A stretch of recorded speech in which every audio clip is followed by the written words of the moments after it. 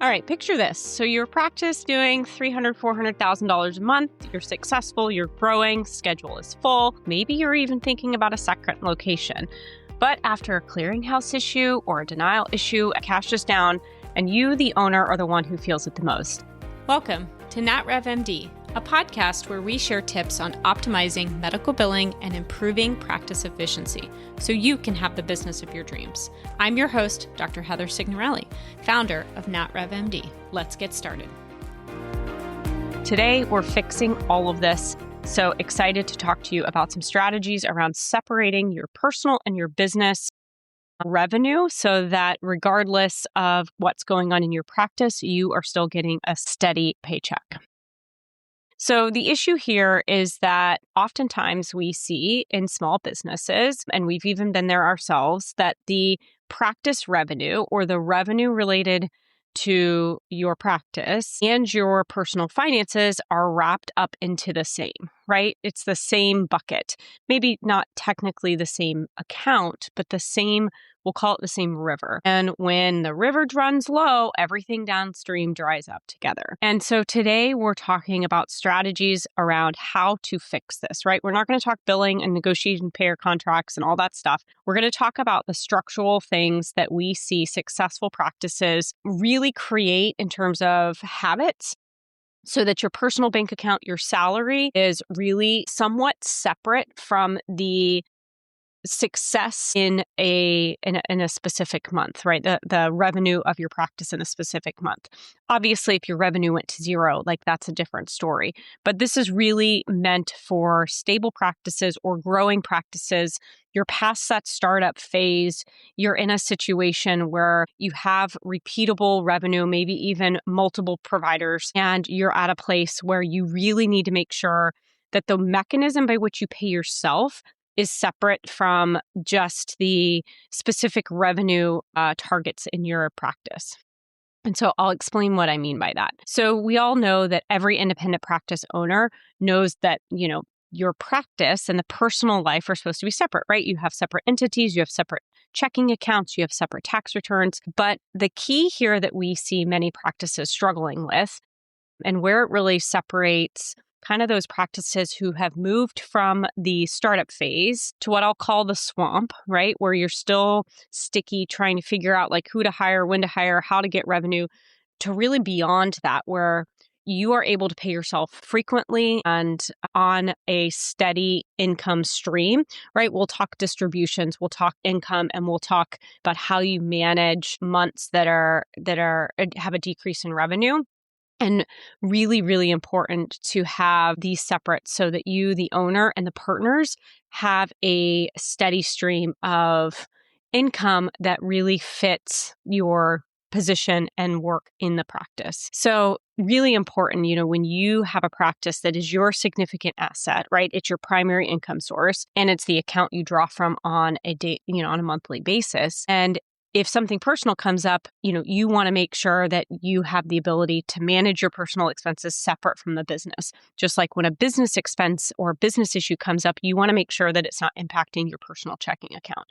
And obviously, there's the extremes. Like I mentioned, your revenue goes to zero, shut down the office. Obviously, that's going to impact your personal checking account, that your ability to pay yourself. But I'm talking about the small 10, 15% ebbs and flows of a practice. And this really comes down to really understanding, and I talk about this a lot, what is your overhead? What do you pay your providers? And then how much revenue is coming in so that you can model out a mechanism to pay yourself a steady and consistent paycheck every single month. And then on top of that, if there's extra, you've got distributions. And then we're going to talk about a mechanism by which where you have, that savings or the, catastrophe situation where you need to pull from if there are downturns in terms of revenue, and really strategies around this. So obviously, practices are doing $300,000, $400,000 a month is not going to be the status of wealth, right? It's the evidence of revenue. But then wealth is about making sure that your expenses are less than that, and that you as the owner are getting a steady and repeatable paycheck every single month, and that maybe there's even distributions left over at the end of the quarter, and a healthy savings account so that you can draw from that should there be downturns without pulling from your personal checking account or your personal salary. So we're going to talk about 3 different systems today to help manage this. And again, these are all strategies that we see from successful practices that we work for. And again, I know that if you're listening to this and you're in the startup phase, you may think, okay, gosh, I'm not there yet. Hopefully you listen to this and realize that there are key things that you can do in order to get ready for that when you get there. And one of the big things, even before we get to these systems, is just really understanding revenue and expenses, and then making sure that your expenses are only increasing as your revenue increases. And obviously, in some startup situations, you recognize that there's an investment and you're going to run a deficit.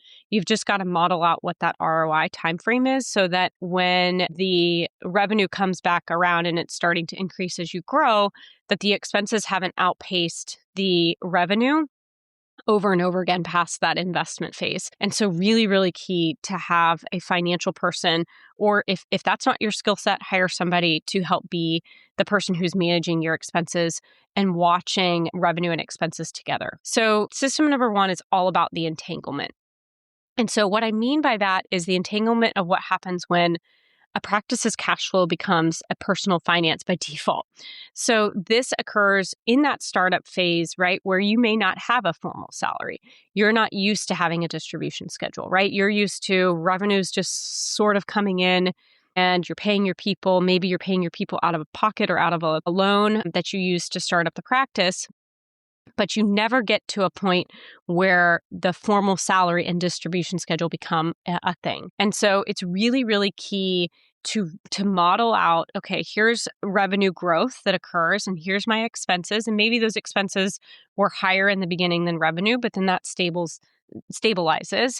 And then at what point does your revenue outpace your expenses? And then that revenue growth continues. And you've already modeled out, okay, I'm a physician and what my salary target should be X, right? And so you come up with a formal salary target that you want to pay yourself that's in line with market salaries in terms of how often you're working, how many patients you're seeing, et cetera. And so the key here is, okay, you've got a target of what my formal salary wants and should be, again, based on market value, based on how many hours you're working. Maybe you're working 2 days a week, which is great, but then what should your salary be for those 2 days a week? And then the key here is really watching revenue grow and then hitting a point where your revenue is higher than your expenses. And then you want to get to a point where you're having a formal salary, right? And so oftentimes what we see when practices are struggling is they don't have that formal salary. There isn't a distribution schedule. And even as the revenue has increased to a stable and growing position, the expenses have also grown to the point where you are just, as the owner, just whatever's left in the business account at the end of the month is what goes home with the owner. And sometimes it's a little, sometimes it's a lot, sometimes it's not at all. Sometimes you're having to pull from your personal checking account to pay the expenses. And again, it's one thing to do that in a time of growth or in a period of time where it's short-lived, right? Ideally, you're pulling that from a distribution account or a savings account. I know that that's not reality all the time, especially with independent practices.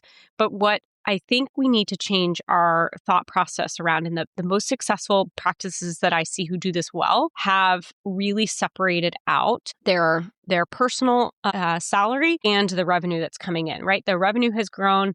They've kept their expenses manageable, and now they've defined a reasonable salary of what they should be paid. And so when that's all working, the practice has a strong quarter, collections are clean, the team is running well, payer reimbursements are all landing on time.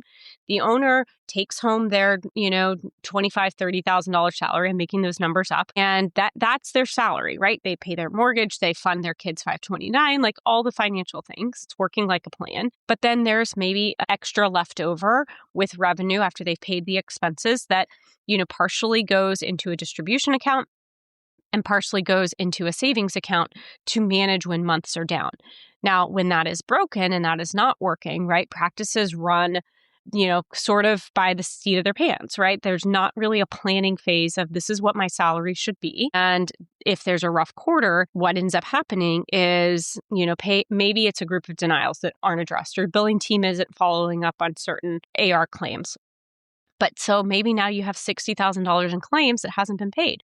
And so this time the owner takes home less, right? Maybe they only take home $10,000 that month. And then they're having to cover the gap of their personal spending or bills, et cetera, with personal savings. And you tell yourself, well, it's just temporary. And maybe it is, but maybe it's not. And so I'm trying to share some of the strategies that we see, again, with some of the successful practices that have built up a process around really understanding financially all of these math buckets. And so it's really important that the owner, obviously, if I'm talking to you and you're hearing this and you're an owner, that you own this entanglement, right? And so this is a decision to make today to really understand, again, your revenue, your expenses, and the target salary that you yourself that you deserve.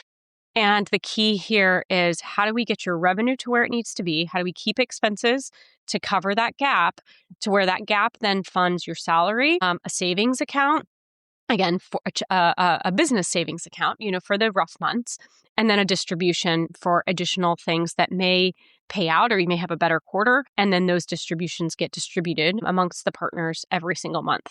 And so really, really key to have this defined distribution policy, something that you map out. And again, these days, like this math exercise I'm talking about is very easy to do with AI. So I recommend Claude for this.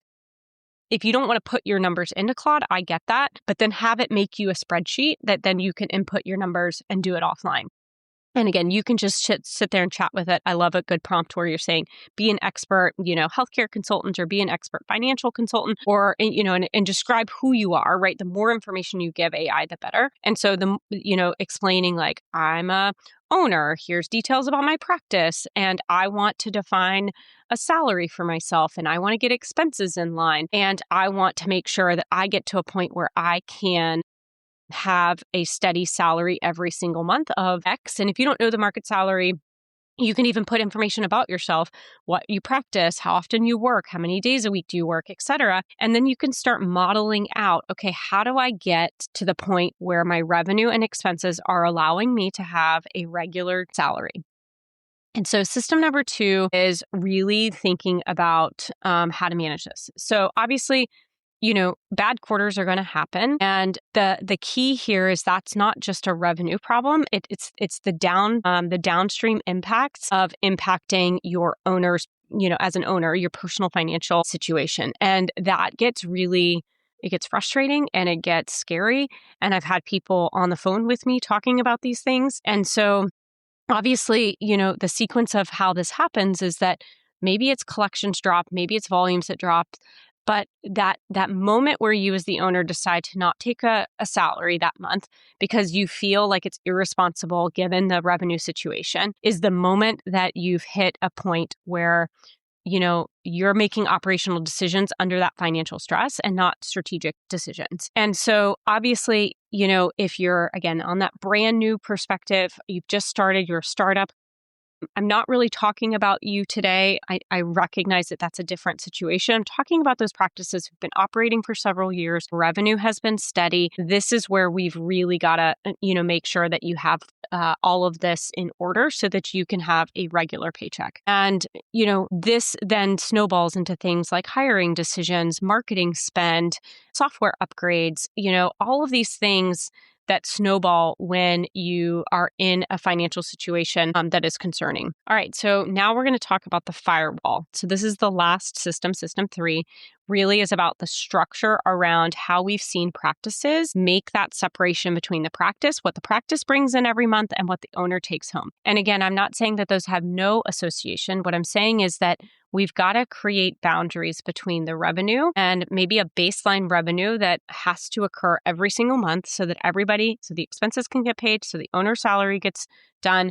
And you really start to flip that narrative of, I'm going to pay myself after everything has been paid, to I'm going to put my salary first and I'm going to set my expenses to what is left over after my salary is made. And you really have 2 strategies around thinking about this, right? Revenue can go up or expenses can go down, but the key here is that you have set a salary expectation for yourself. And that is going to be your key. And actually, even a startup could have this same discussion, right? Like if you're out there, you're a startup, maybe you're seeing 20 patients a week or whatever. What is the expectation of what your salary should be in order to pay yourself for those, 20 patients a week that you're seeing? And then you've got to adjust expenses from there.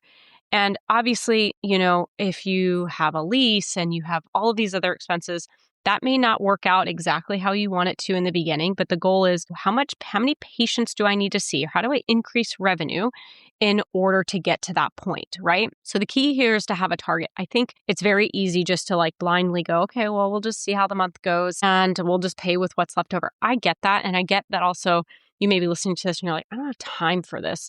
And so highly consider leveraging either AI or hiring somebody part-time who can help you have these discussions and set these targets so that if you're not there today, you're going to get there.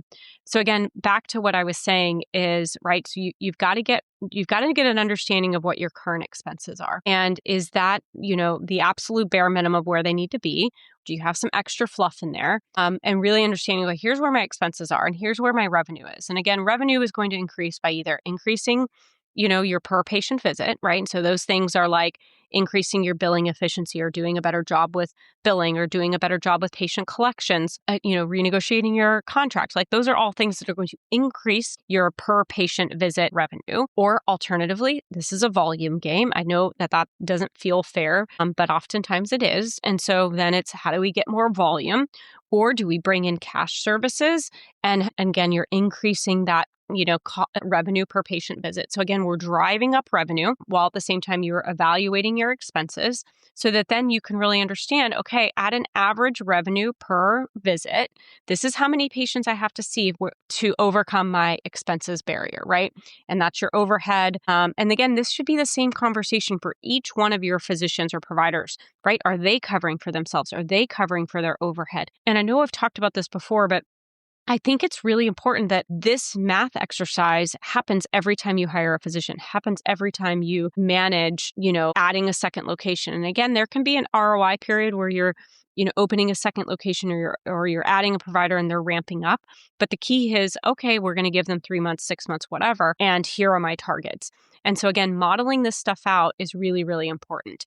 And so here's what the firewall for System 3 looks like that, we have seen practices build. So, right, you've got steady revenue, you've played the numbers games, you understand where your expenses needs to be, you are hitting those patient volume thresholds. Here's the key. You set yourself a salary. You put it in as an automatic, deduction, just like you pay for any other employee.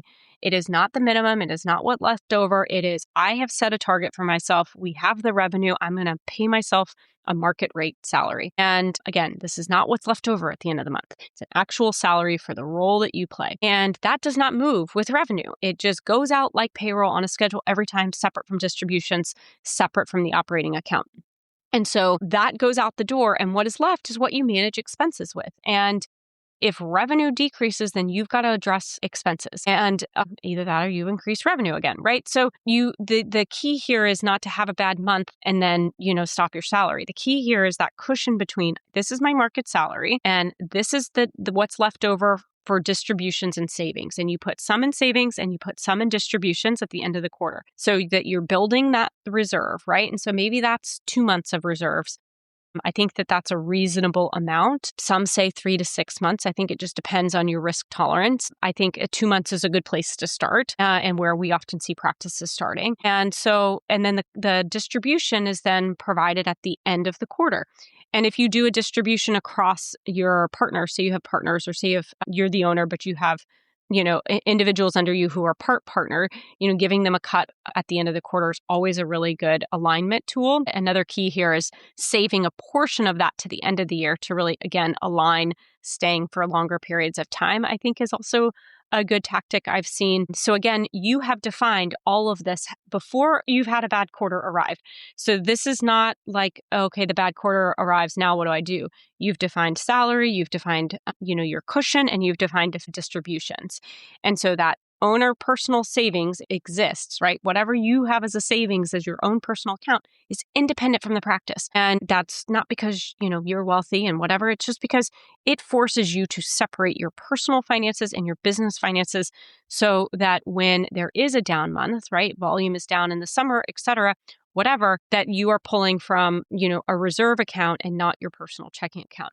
And the key here is looking out over a long enough period of time so that you take into seasonality, et cetera. And so obviously this then just brings on, the need to keep that revenue up, keep volumes up. But if you have an unexpected drop in revenue, you're not coming out of your personal checking account. So there is a book that I absolutely love.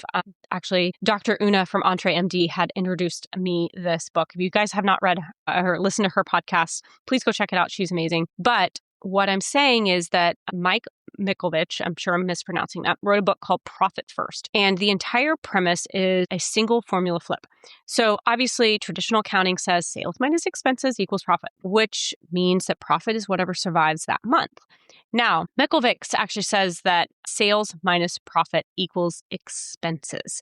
So you take profit first. And so obviously, again, you have to get there first in terms of, building a business that's generating revenue to where you have a profit. But hopefully you're in a situation where your expenses your expenses grow at a lower rate than your revenue so that you can get to that point. So you allocate owner pay first.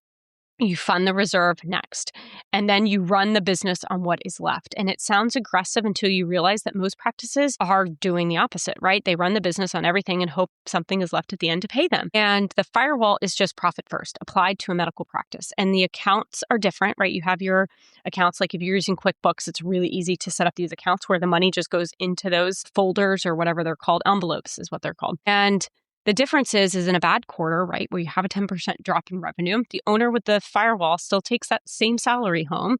The distribution may pause and the personal life continues. They're not pulling from their savings account. And maybe they're having to draw from a reserve at some point if that lasts multiple times. But again, the operational decisions made during that quarter come from strategy. It's not a stressful situation. And I know that this is an uncomfortable place to be at. And I'm sure some of you are listening and going, well, that's not realistic. I can't do that. Yes, you can. But you do have to sit down and understand revenue, expenses.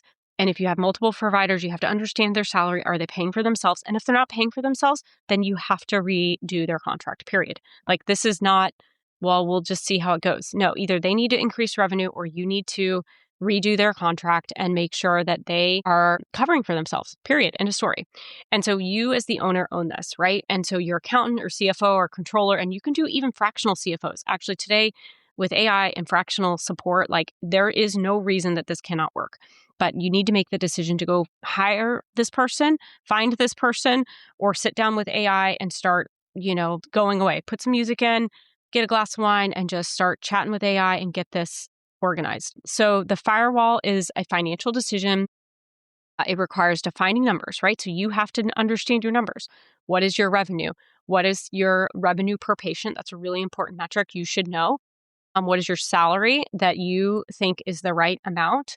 What is the reserve threshold that you want to put into place? What does that distribution look like? And that cadence, again, I commonly see quarterly, some do monthly. And then before pressure arrives, you have figured all this out. And then what's left is your expenses. And then you've got to make the hard decisions about, okay, what expenses do I really need and have? And that may mean, okay, do I need 2 front desk staff or could I do 1 and then maybe do a virtual assistant offshore? There's a lot of options here. Obviously, leases and so forth are important. And if those are really expensive and just that baseline, then the question is, okay, how do I get my revenue up? Or how do I, change something else about this lease long term? And that revenue up could be volume, that revenue up could be credentialing, that revenue up could be really making sure that billing efficiency is done correctly. So these are the things that as an owner, you got to sit down and do the math exercise, right? The math has to math. So in summary, we're really talking today about practice revenue and the owner's personal finances that are muddled all together. And so any bad quarter means that it's a personal financial hit. And so when you put this firewall in place, it's a real salary, a real reserve threshold, a defined distribution policy so that a bad quarter stays inside the business where it belongs and the owner makes better decisions because of it. So I want you to do 3 things this week. First, calculate your real owner salary, not what you pay yourself now, what you actually would pay yourself, what you actually would pay someone else to do your job. So would you hire somebody at $180,000 a year to run your practice? Then that's your baseline salary. Should it be $250,000? Then that's your baseline salary. And that's what goes on payroll on a schedule, whether the practice has a good month or a bad month. And then you have to back into, okay, so then what's left for expenses if I do that? And then it's looking at, okay, if I have to lower expenses, what is the reason for that, right? Is it because I'm covering the salary of my providers, which I see time and time again, is that you have providers on your payroll that you have been subsidizing for years. And you got to stop it. It's got to stop. And I get it. You're worried that, okay, well, they're going to leave. Okay, well, then if they're going to leave, if they're not the right person for your business, because they're not doing their revenue generating activities, their volumes are not up, they're not covering themselves, then it's time to find somebody else. And if you skip this step, every bad quarter keeps reaching into your personal financial bank account directly. And that will happen until you make a decision for it not to happen. Second is, defining your operational reserve threshold, right? And so that's the savings account. And so this is the number your practice account, would hold before you take a distribution. So you build this up to that, 1 month, 2 months of, maybe payroll or expenses or overhead volume. And then distributions are taken out on top of that for future quarters when you've hit that savings account, and then the distributions, when there's extra, come out of that. And so that's where the reserve is there for you to use when things get tight. It is not there for you to, do projects out of necessarily, unless you can refill it up quickly. So if you want an operational system that enforces this automatically, highly recommend that Profit First book. Really, really good. It's a quick read. Put it on Audible on 1.5 speed and you'll get through it. So the third thing I would recommend is scheduling a financial review with your accountant or somebody in the financial world who can sit down with you, especially if this is not like your sweet spot. Like, I love a good spreadsheet. I could do this financial stuff at any time of the day. It's probably a sickness of mine, but it is something I love. So if it is not something you love, bring somebody who loves to do this and sit down with you and go through this. Really, really critical for you to, talk about your owner compensation structure, what you have been doing, how your practice is set up, those 3 months of revenue that have been going on, or a 12-month view of your revenue and expenses. And then really sit down and think, okay, if you had a 30% revenue drop next month, how would that hit my personal finances? And do you have any reserve do you have any reserve right now? And so really have that discussion. And again, if you're in a situation where you've taken out a loan, you've opened up multiple locations, then factor that all into your expenses. But then that needs to determine your other expenses that you're allowed to have, with regards to other, things that are in your practice. And again, if you're listening to this and you're like, I'm not there yet, this is terrifying, you will get there, but you have to have a target in mind. You have to have a goal in mind that you sit down and write and say, okay, this is the level of salary that I want. In order to get that, I have to have this level of revenue. And in order for that, I need to be seeing this many patients. And in order for that, I need to be reaching out to my referral sources. I need to be running paid ads. I need to be starting that podcast. Unfortunately, this is what business is. Some people love it. I love it, for example. I love this type of world, and you may not love it, and that's okay. If you don't love it, hire somebody who does. And again, I hope this helps, because we see practices really struggle with this. And I just wanted to give you guys the framework to help make sure that you can really have the revenue you deserve. So obviously, if this made you realize that your revenue cycle, so your billing, that first line of defense between a bad month and your personal checking account isn't right, we would love to sit down and, look at this. We do have a free payment posting audit checklist that shows you exactly where your billing workflow has these gaps and can create bad quarters. We have the link in the show notes, but it is eligibility.natrevmd.com/payment-posting-checklist. And hopefully this was helpful. If you are looking for a free metric review, head on over to our website, and there is a free revenue button up the top right-hand corner. You can do this, and I am rooting for you guys. All right. Have a great rest of your day.